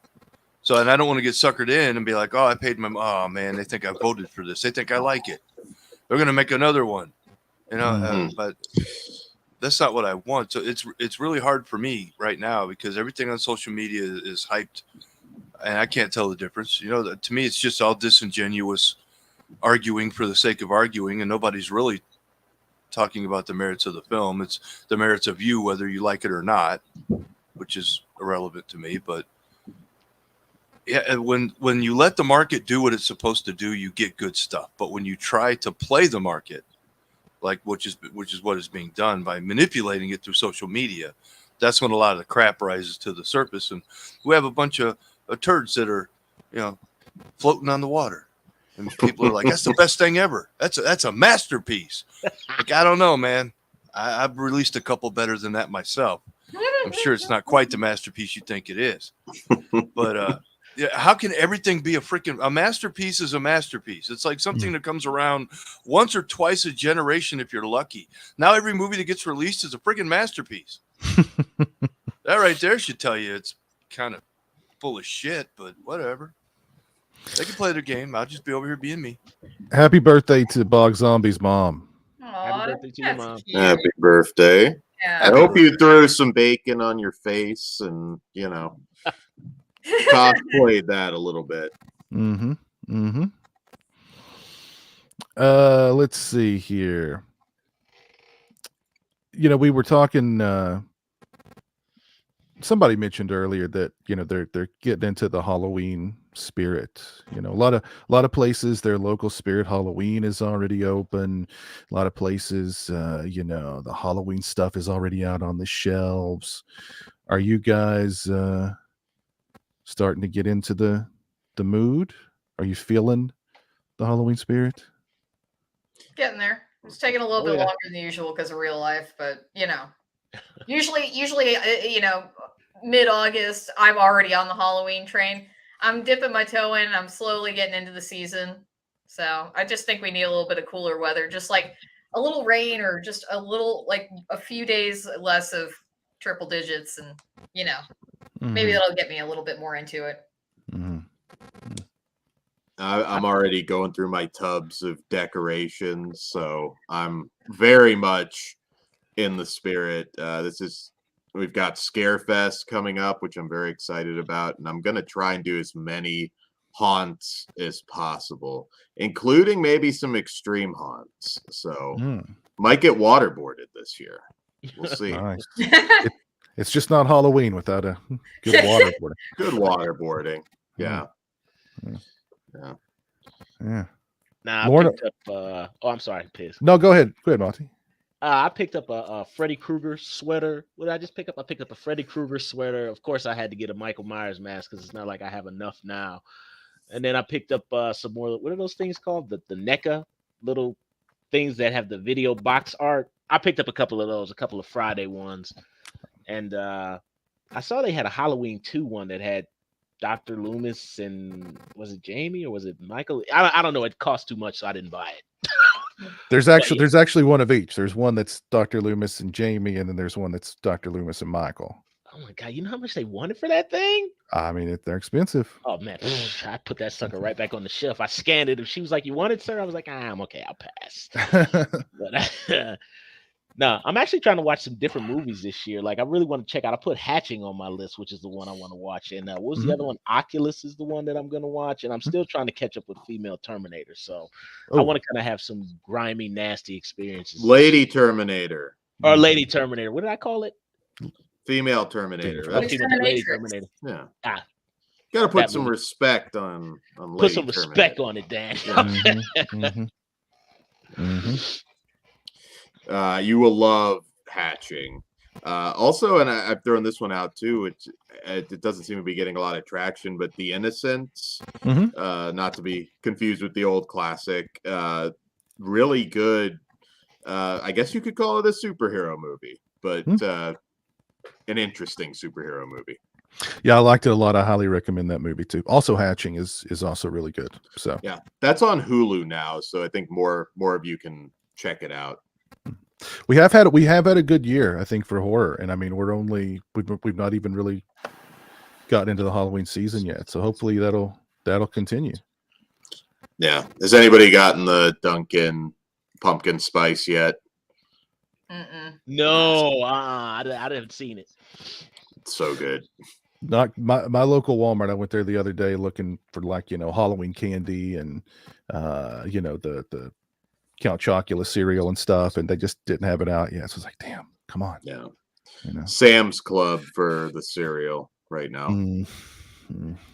Well, we have broken out the pumpkin beer. We found the Elysian, the 12-pack. It's a variety of different pumpkin beers. There's like a Great Pumpkin, which is like just your traditional pumpkin beer, and then there's like a pumpkin chino, like a pumpkin coffee beer, and then there's one that's Night Owl, and that one's a little bit of a darker one, and then I can't remember the other one, but it's got a wolf on it. I think it's Howl at the Moon. I believe that's a stout, or Night Owl's a stout. I always get them switched up, but yeah. Slowly getting into that spirit. And then soon, pumpkin bread. Oh. I discovered that a liquor store near me carries Dr. McGillicuddy's. So I went there and I got some of the cherry flavored, mixed that in with some Coke, put some crushed ice in it, man. Oh, God. So good. So good. When you say Coke, I'm talking straight yayo. You know what I mean? Uncut. Just sprinkle it right in there. Lauren, are you in the Halloween spirit? Honestly, not yet. It still has been very warm here. Like we got a little bit of relief. It's not quite as bad as it was 2 weeks ago. But between being sick and trying to catch up at work, and I really haven't had the chance to really enjoy the fact that the rollout of the season has started. But again, like to me, it's not about the day at all. It's about the month. That's what it always has been for me. So October is a really special time. Once the leaves start changing, I will start changing with them. So, because it's not, to be honest with you, like, yeah, I'll go to the Spirit Halloween, like, I don't know, 20 times during the freaking season. But I'll buy remarkably little. It's like I want to be in the environment more than I want to buy stuff. Yes, agree. Because I look at it and go, oh, do I need that? Yeah, I like that movie, but do I need that? No, probably not. What am I going to do with it? In 5 years, is it going to end up in the closet with everything else? You know, and I'm trying to get away from that. To me, I'll tell you the one thing I really do find really disturbing is that because we no longer have like the networks and the UHF stations, we no longer really have that programming. You know, now that everyone's streaming everything, like they kind of pass, hey, they bought the Universal block this year, so you're going to get 12 Universal Classics, or hey, they bought the Hammer films, so, you know, Channel 5 is going to be playing them throughout the whole month. There was something really cool about the passive nature of it, of that programming, that I don't think streaming does justice to, because I think people are kind of at their worst when they're choosing streaming, right? It's like, what am I going to do? Well, I'm going to watch all the Halloween films again this year. Really? Because you don't watch them the other 11 months of the damn year. Whereas there's something really just cool about like, hey, okay, so tonight is Night of the Living Dead and tomorrow is the Bad Seed. And then there's 2 days of sports. But then after that, we're going to get back on the rain and they'll show, I don't know, Let's Scare Jessica to Death, right? And you'd be like, that's how I discovered so many of the films that are part of my DNA. You know, it was just sitting down in front of a screen going, okay, Halloween season, show me. Yeah. And I miss that more than anything. I think today, all that, you know, AMC Fear Fest, is that pretty much it when it comes to like, you know, a solid month of just pretty much horror programming? Like I remember, you know, like, you know, TBS or TNT, they'd throw on a few extra horror movies during the October, but like AMC seemed to be the main thing for a long time. And I know people still get excited about the AMC Fear Fest lineup, you know, whenever that's announced. And yeah, I think the coolest thing. I'm sorry, Dan. Oh no, go for it.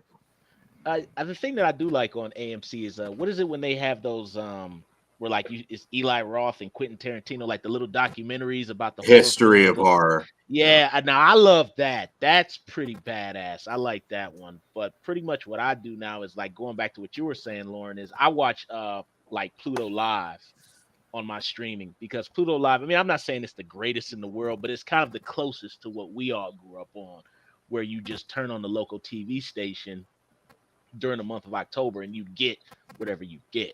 So that's about the closest thing that I get to that experience of what we had, you know, because you don't know what's coming when you look on Pluto Live. It could be anything. And we were talking a little bit. So go ahead, Bank. You get that TV guide in October when you're a kid, and you're just looking through it, circling everything that says horror or thriller by it, you know, because I'm going to watch that. I'm going to watch that. Yeah, a lot of that spontaneity is gone.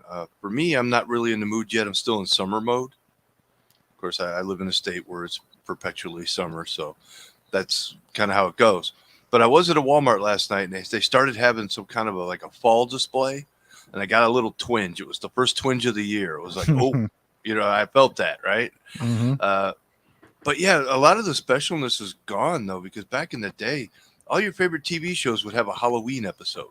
Oh, right, yeah. Right? I mean, the holiday affected a lot. Now it just seems cursory at best. It's just kind of like, oh, yeah, it's Halloween. Maybe I'll watch Halloween on Shudder. You know what I mean? It's like Lauren's saying. It's like it's just kind of become But for me, it is about the month of October. I was born in October. That's always been one of my favorite months. I don't get to see as many leaves turn as I used to up north, but I remember. And I can do without the snow, so I'm okay. I'm good with that trade.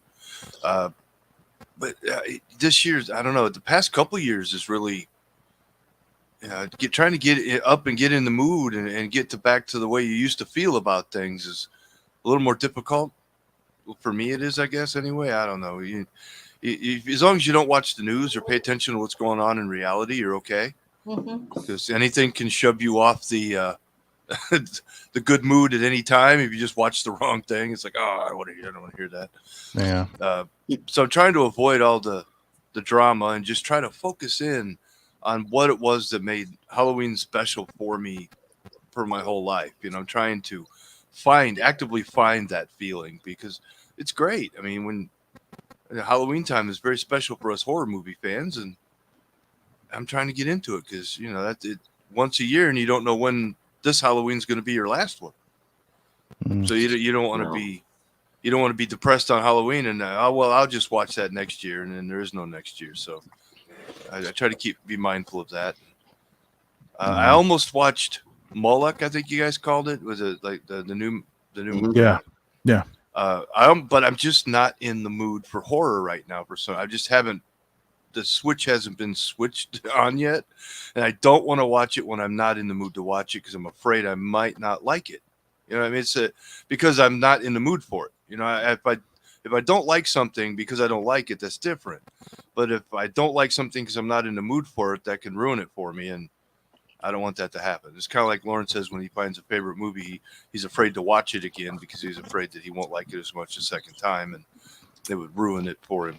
That's why I haven't watched. I've seen The Witch once, and I refuse to watch it again because I didn't want to ruin it. It holds up. It holds up. It does. It really does. Well, that's one of those movies. I hated it the whole time I was watching it, but then after it was over and on the drive home, I started thinking about it. And like 2 days later, I liked it more than I did when I was watching it. And it's just like, okay, I'm not going to watch it again because I'm afraid that, you know, I don't want to ruin it because I liked it. So, yeah. You brought up classic like Hollywood sitcoms or classic Halloween sitcoms. I do miss that. The Connors still do it. And it's actually really good. I kind of want like zombie Roseanne to come back from the dead. I think that would be the all-time greatest episode. But do you remember like Family Matters doing the Chucky parody at Halloween? I don't know if anybody remembers that, but that was hilarious. I do miss a lot of that. And this was one year I decided to do a rewatch of like the best of the best.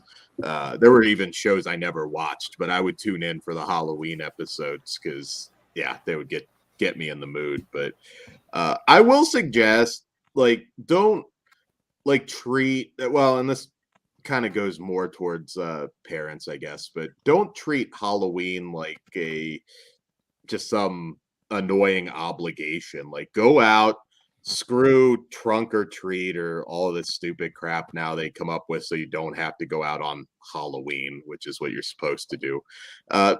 Don't lose that sense of adventure. And if you're an adult, make yourself go to a party or something. There's events everywhere. Halloween is magic, and we need more magic in the world right now. And sometimes you have to be proactive and actually go out and do stuff. Put the phones down, make your kids put the phones down, go to different neighborhoods. We used to drive to like 10 different neighborhoods. Trick or treat was not just where we lived. We would get dropped off, and I mean, we had 10 bags by the end of the night. So yeah, you have to be proactive with it because it's worth it. Yeah. Does anybody remember Webster, the TV show? From Oh yeah. Did you guys ever see the episode where I think there was a Halloween Webster episode where like some woman was like sitting in a chair rocking or something like that? But I just remember snippets of it. I think it's on YouTube, but I remember it was terrifying to me. And I remember watching an episode of Highway to Heaven. I know we got to the Wolfman episode. Yes, the Wolfman episode scared me to death. I found a VHS tape at my mom's house that she still had it on tape.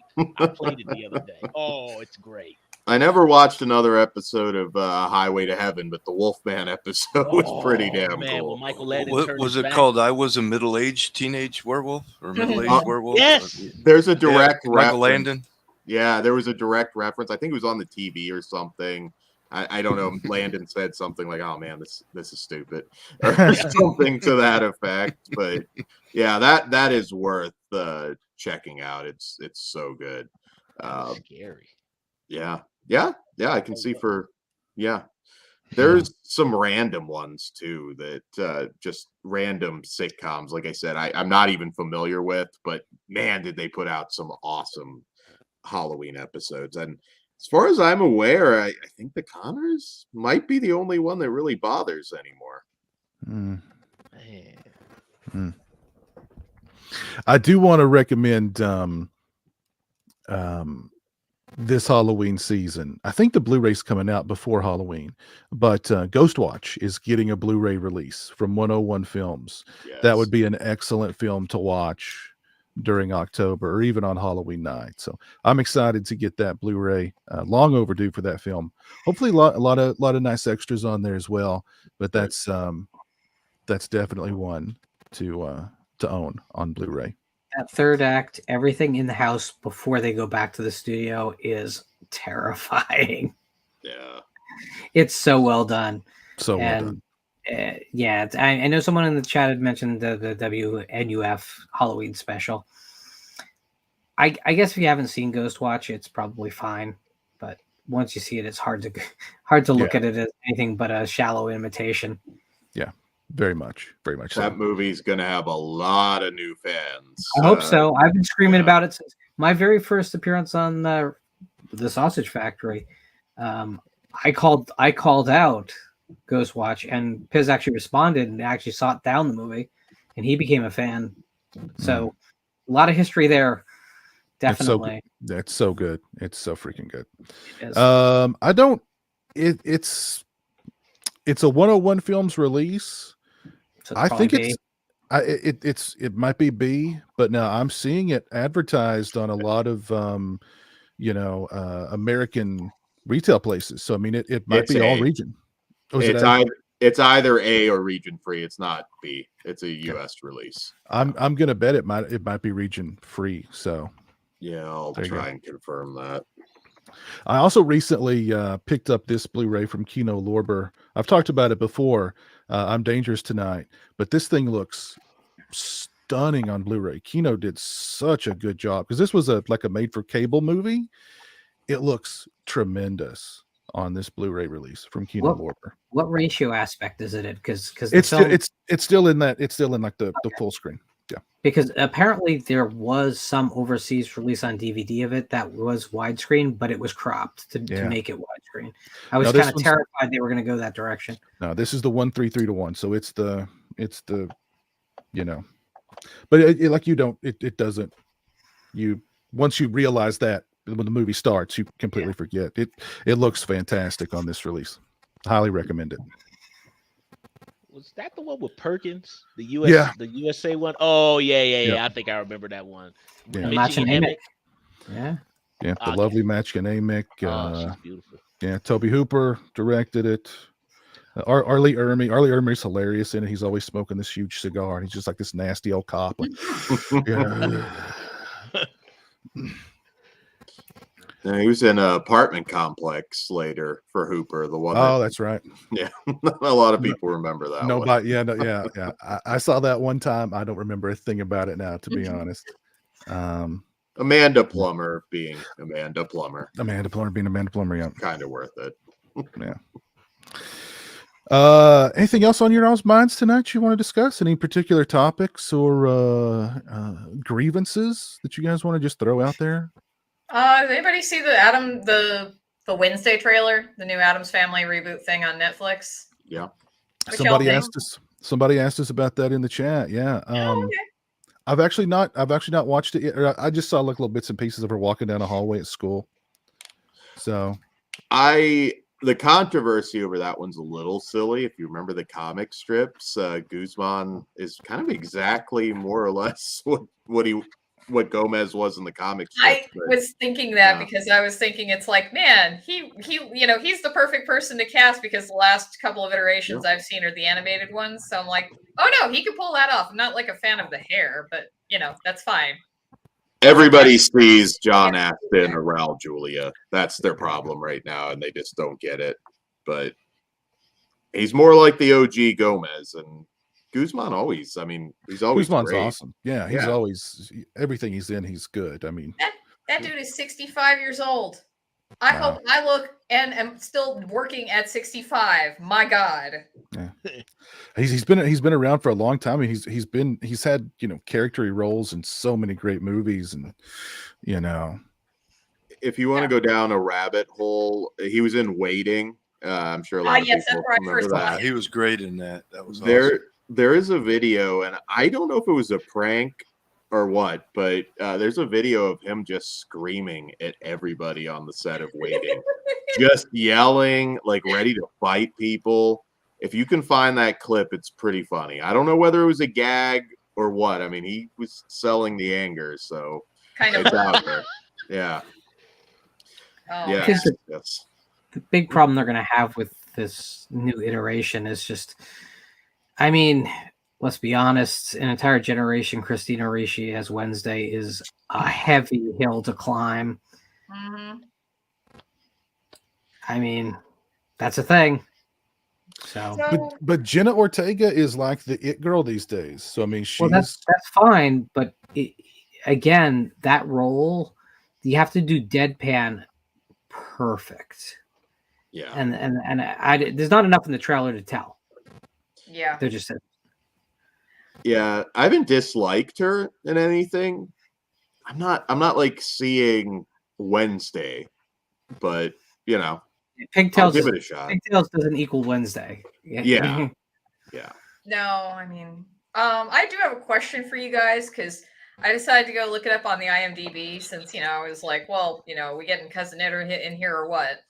And I'm looking at it and they're talking about Wednesday has to learn about her psychic abilities. I'm like, what the fuck are we doing? What are we doing? Did we make Wednesday Addams the fucking magical girl? What is this Riverdale bullshit? She never had psychic abilities, did she? Not that I remember. Something. They're gonna turn her into Sabrina. Oh God, no. I could be okay because the original sitcom would introduce crazy ideas and abandon them after the episode. So if they pull it off and it's really funny and really done right, I'm not opposed to it necessarily. But again, I have no faith in Hollywood. So Have Tim you Burton. So have you all heard the rumor Yes. that the Yes. surprise reveal of Yes. the character's name escapes me, but Pastor, yeah, will be Johnny Depp? I will cancel. What? I won't go You know near what? the whole thing now. That's Yeah. You that's both the need to rumor. record yourselves just in Not case, here. because I That want is to see that. that is I the covered rumor that. going around on social media. That will be the shocking reveal that Johnny Depp is Fester. He's getting fat enough to pull it off. So there's Uncle that. Pastor. Seriously, Jimmy- no, I'm not watching this fucking show if Johnny Depp's Yeah. Fester. It can just sorry. I Yeah, love I'm done. fun, not that much. There could be an episode where, like, Gomez is like, Fester, what happened to your finger? And he'd be like, an evil woman took it from me. A witch took it from me. Oh my god, because people haven't made enough money on that case. Jesus. And then he Or- turned around and said we burned her. Or they could have a scene where, like, Wednesday cuts it off and it's like a prosthetic and he's like, oh, yeah, I don't know. Or Fester could talk about his long career of making mediocre fucking movies using pantomime. Have you seen Nick of Time? Apparently not. Oh, Guys, modern movies for modern audiences. Just say that mantra and you'll be okay. That doesn't mean I don't get to have an opinion, though, Mike. Well, no, but just understand that we understand. Yeah. But- Oh no. Listen, no one is polling me about what I want in a Wednesday Addams television series. Okay, so that's cool. DJ Donnelly asks about Cousin It. Cousin It's going to be played by the girl from the last Texas Chainsaw Massacre movie. That's Oh, I'm there for that. You bet your ass, man. Hell yeah. Go ahead, Monty. Who's Lurch? I'm saying, is the Jenny Ortega chick? Is that the girl from Scream? From the Yeah. last Yeah. Scream? Yep. Okay. So she was the one who got attacked in the beginning. Yeah. X Oh, okay. also. Yeah, she's Okay. just in every horror thing now, so Pretty much, Okay. yeah. She's I'm an really burned out on her. I'm like, she's fine, but please stop forcing her down my throat. I'm done with this.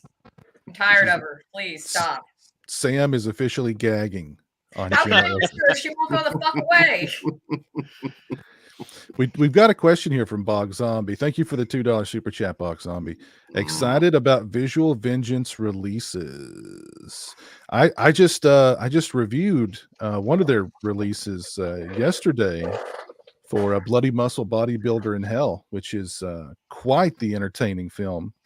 Really, I'm And, so bored with it. I thought it was really fun. That was really boring. Well, Lauren, if that did not win you over, there is the heartwarming classic LA AIDS Jabber Mhm. out there right now.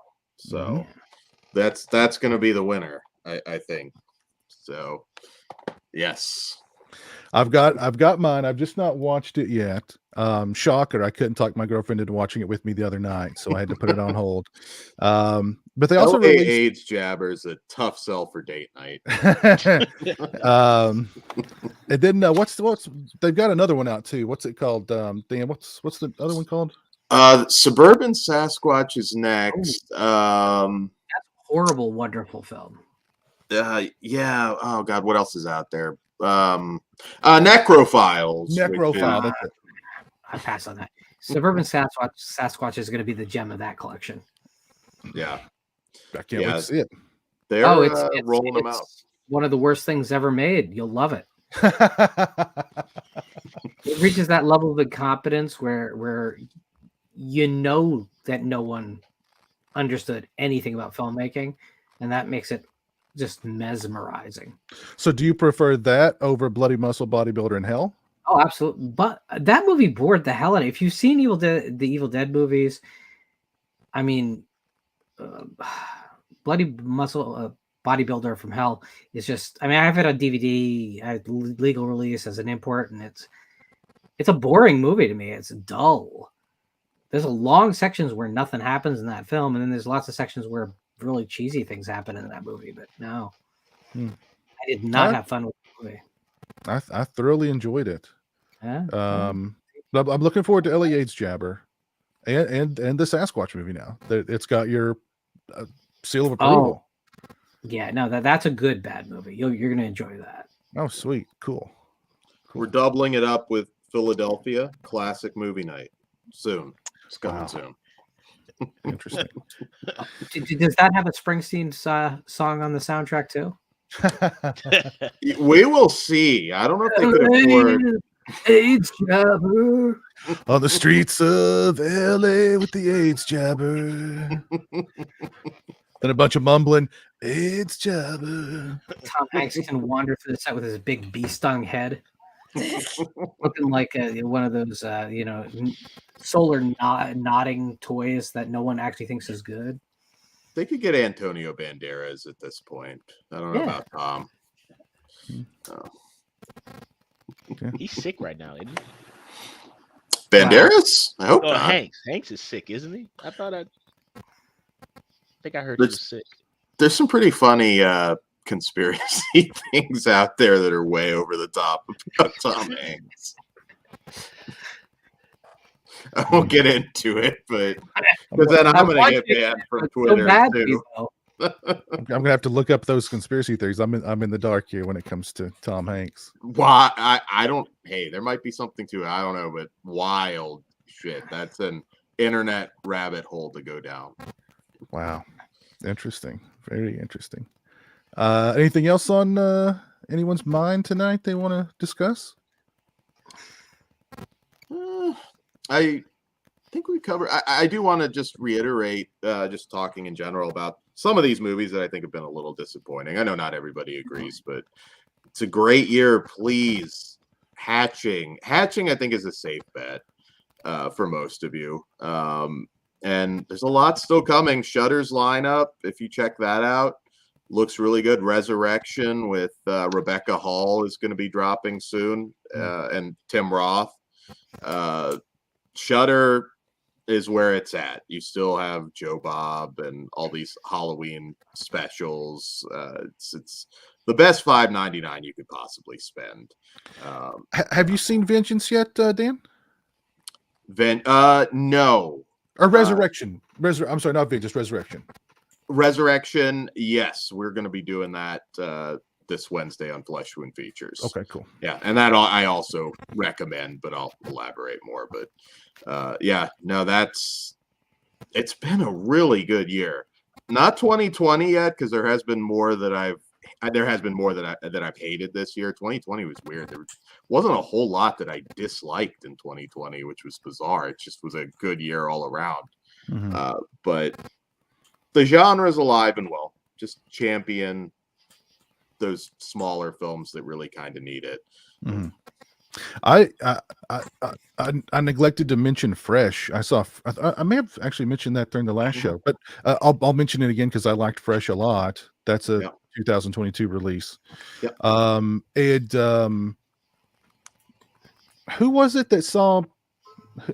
Oh, I think it was Christian in our chat talking about Men. He watched Men, I think yesterday with his wife, and you guys should watch Men. I mean, it's not. Yeah, I mean, I liked Men a lot. That somebody's going to clip that, I'm sure, but it's a solid movie. It's a really solid movie. It gets really weird it's more body horror toward the end than even Cronenberg's last movie. And it's the really great performance from the lead actress. A lot going on there for you to think about afterwards. Not woke at all, not anti-man at all. Just good movie. Yeah, I need to revisit it. I really loved that first half, and then it kind of fell apart for me. But I don't know. I'm sure there's a lot I missed, and I'm going to check it out again. I don't know. The finale didn't hit for me like it seems to for a lot of other people. I was left. I don't know what to say. I mean, it was really suspenseful, and it kept me on the edge of my seat most of it. And that third act was kind of like, the multiple birthing thing. Like, I mean, I think I get what Garland was going for there, but maybe there was just one or two birthings too many. You know what I mean? Ever. What did it I don't mean know. though? What did it mean, Piz? Dan, you want to restrain me from this? Go for it, No, Lawrence. no, this is a movie I don't want to ruin for people. Okay. I'll say this, like, obviously you liked it a little more than I did, but if it's a movie that you think about later, I mean, I heard, your explanation of the movie. If it's something that warrants a second watch, maybe to fully understand it, that's a good thing. I sometimes things go over my head, and maybe it did with Men. I have the Blu-ray. I'm looking forward to watching it again. Men often go over your head. Would you get out of my head, Lauren? I was literally thinking that. I actually pulled that line off of looking at your reactions. So that's kind of funny. He read your mind. God. Yeah. Oh goodness. But the guy in the movie who plays all the guys in the movie, I thought he was excellent. Mm-hmm. Excellent. What Penny Dreadful? He's on that too. Yeah. Really, really good. Rory. Yeah, God, Rory something. Yeah. Yeah, he's amazing. Yeah. Rory, is it Rory Kinnear? Rory Kinnear. There you go. Yeah. Without going into it and ruining anything, I'll just say there's a reason he's playing all the male characters. Yes. So that's the linchpin to get you thinking on the right level about the movie. Like that part at the beginning or toward the beginning where she's looking out the window and you just see in slow motion. Mm-hmm. That's a good scene. But yeah, we've had a good year so far, and I hope it continues on into the Halloween season and thereon. I think we might actually be experiencing what we've talked about for a couple of years, because remember before the pandemic, we're kind of decrying like that independents couldn't get into movie theaters and there was no way for movies to get really the notice. Well, the pandemic disrupted everything, and at first only drive-ins were open. The major studios said, hell no, we're not taking the risk. So the independents got screens, and a thing happened. People went. Like, the fans went, and now they champion the films. Like, when I saw Relic on the drive-in screen, I won't lie to you. As much as I love that film for the right reasons, I also love it for the wrong reasons. Because it felt so much special when no one was giving us content that a movie that great was out there. But I think it disrupted everything, and I think the independents now, whether it is on Shudder, whether it is the amount of independents and foreign that is making it onto American screens, which is way more than it was pre-pandemic. Like, I think we might be seeing that democracy takeover of our entertainment scene. But now here's the thing: we got to support this happening, because if we don't, it's all going to seek back, and we'll get Jurassic Park and Fast and Furious sequels to the end of time. So you really do have to, when you see that like Men is playing at a theater near you, you really got to go. That's not to say you support everything, whether you think it looks good or not, because I know Mike's going to protest that. But really, when you see something that you find engaging and is not a major tentpole studio Candyman Redux that doesn't understand the first film, please go to the theater, support the hell out of it. Because I think we do have an opportunity to set things right and get baby on that track towards the 1970s again, where it's just like everything was happening and everything was possible. Yeah. I had kind of an opposite. When I was going to the drive-in to watch all the old films during the past couple of years, it just made me want to watch old films. It made me go, oh, wow, they actually used to make good movies. Maybe I should watch more of those. That's kind of the effect it had on me. But you see, that's the thing, though. Would Jurassic Park and Indiana Jones have been a double feature if the pandemic wasn't happening? No, and I'm glad that they reminded me of what good cinema looks like. Right. So it's still that democracy coming into the marketplace, right? Like, they needed to fill the space with things that they knew would be, would draw a crowd, but also it allowed all these independent films in too. So it was a win-win. Because it wasn't Fast and Furious and Jurassic Park on every screen, right? Well, Jurassic World, whatever, on every screen, right? So I think overwhelmingly the pandemic has been good for horror.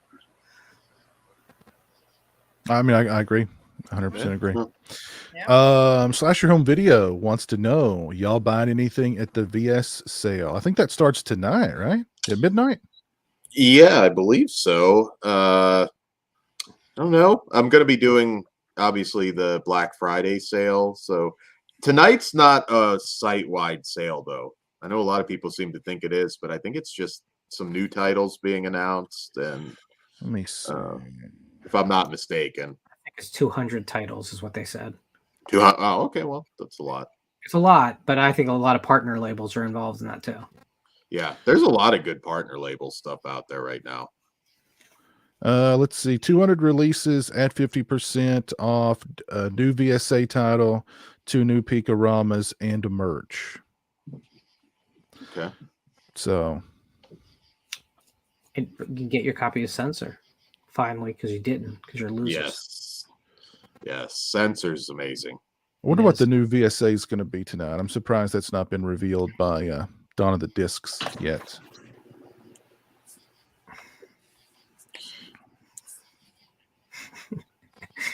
I haven't heard any rumors. I haven't either.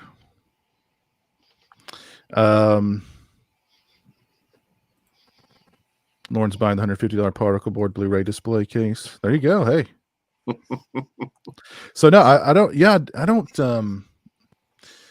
Barring whatever their new title is, I don't know if there's anything I think I got most of what I wanted during their last sale. I have to get the new Giallo box, but that won't be on sale. Forgotten Giallos. Piz, have you picked up Whodunit? Yes. Okay, because that's a big guilty pleasure one for me. So yeah, that's the one that you couldn't remember the title, right? Absolutely, it was a lost film because I was searching and I couldn't remember the title correctly, so I couldn't re-find the movie for like 30 years. For real. I actually did a review of it a ways back. I like it.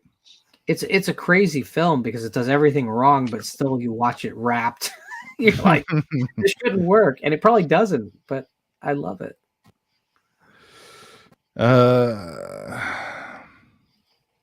Got some people talking crap about your slipcase addiction.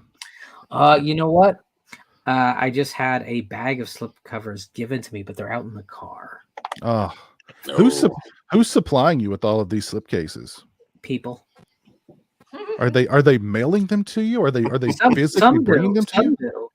Some do. Some are people in my real life who understand my my fascinations. They're bursting into flames in the sun right now. So just let's see what we've gone about 2 hours. Anybody want to close the show out with a nice positive message? Fuck Johnny Depp. I was waiting for Sam to jump in there. Don't ask me for things. But let's do some shout outs here.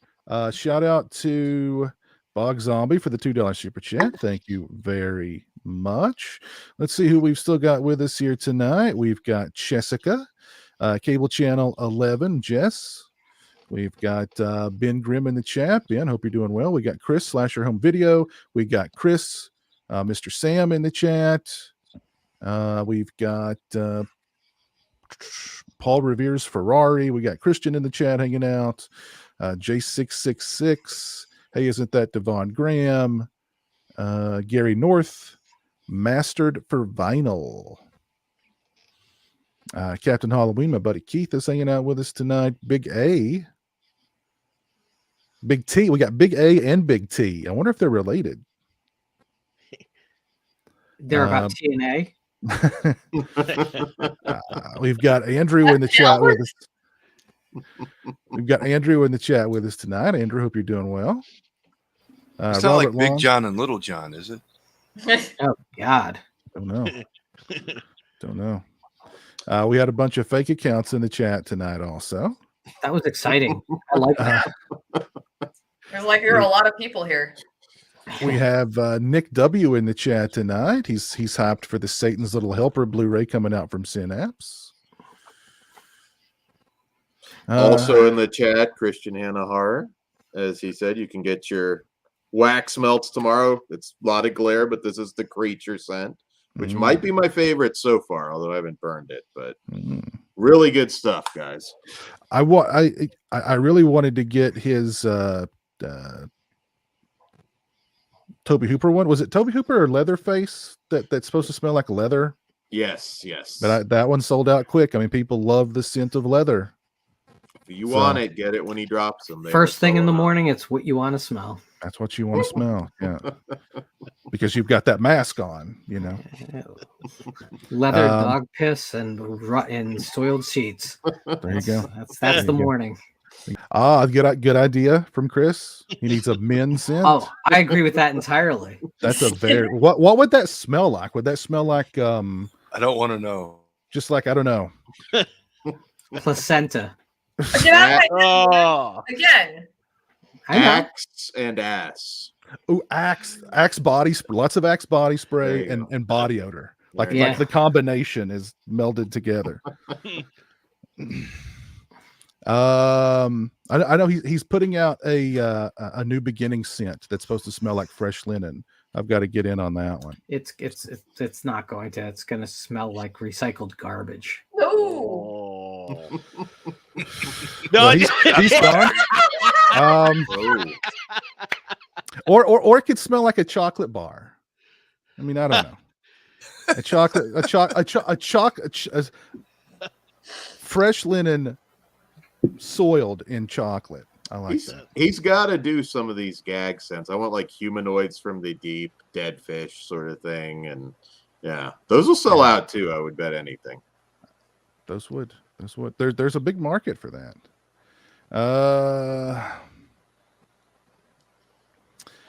All right, well, let's go ahead and call it done. I'll bring the devil back in. And, where?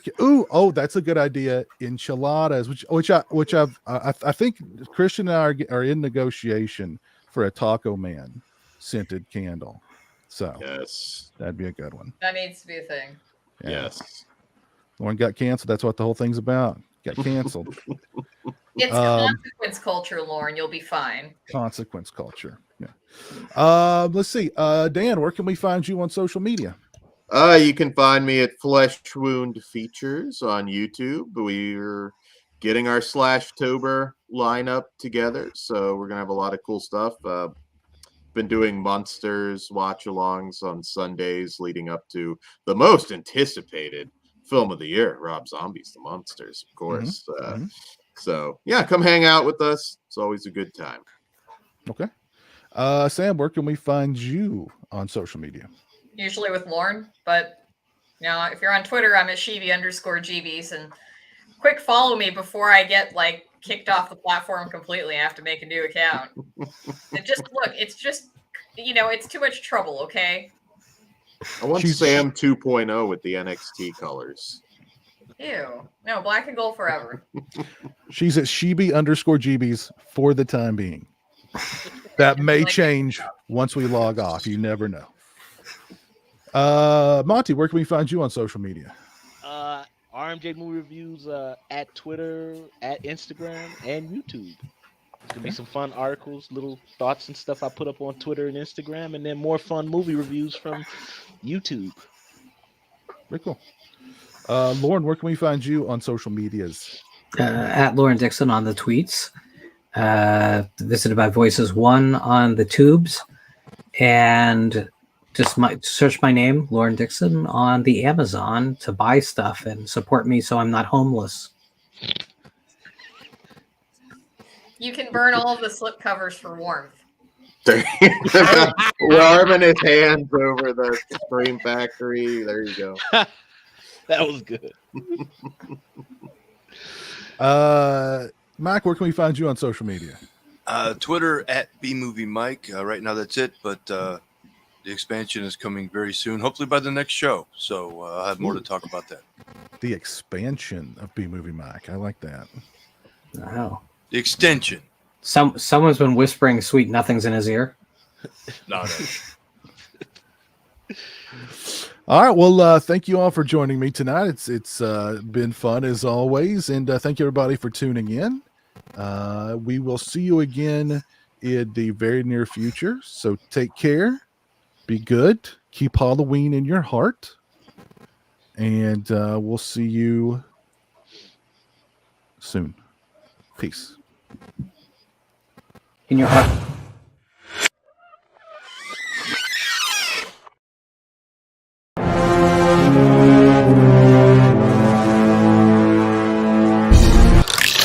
Watch or be punished.